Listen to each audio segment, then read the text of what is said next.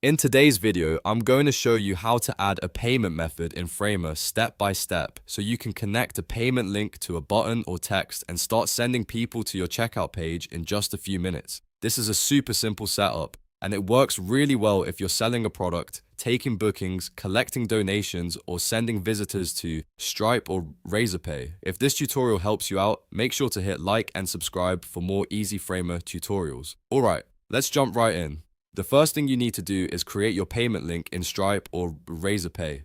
This is important because Framer itself is not processing the payment directly in this method. Instead, Framer will send people to the payment page you create first. So go into Stripe or Razorpay and generate your payment link. Once that payment link is ready, copy it to your clipboard so you can paste it into Framer in the next step. Now open your Framer project. Once your site is open, look for the button or text that you want to use as your payment call to action. This could be something like buy now, pay here, get started, or complete purchase. Click on that button or text so it becomes selected. When you select it, you'll see the editing options appear in the right-hand panel. In the right panel, find the link option and click it.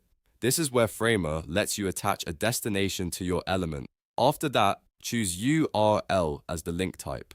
This tells Framer that you want the button or text to open a web address instead of linking to another page inside your site. Once you choose URL, paste in the payment link you copied from Stripe or Razorpay. Take a moment to double check the link before moving on. A small mistake in the URL can send visitors to the wrong page or break the checkout flow, so it's always worth confirming that everything is pasted correctly. After that, save the change in your Framer project. Before you publish, it's a good idea to test the link first. Click Preview in Framer so you can see how the button or text behaves on the live preview version. Then click the payment button and make sure it opens the correct Stripe or Razorpay payment page. This step is really important because it lets you catch any issues before your visitors see the page. If everything works correctly in preview, go ahead and click Publish to apply the changes to your live Framer site. Once published, your button or text will now send users directly to the payment link you added. That means your visitors can click once and head straight to checkout without any extra setup. And that's it.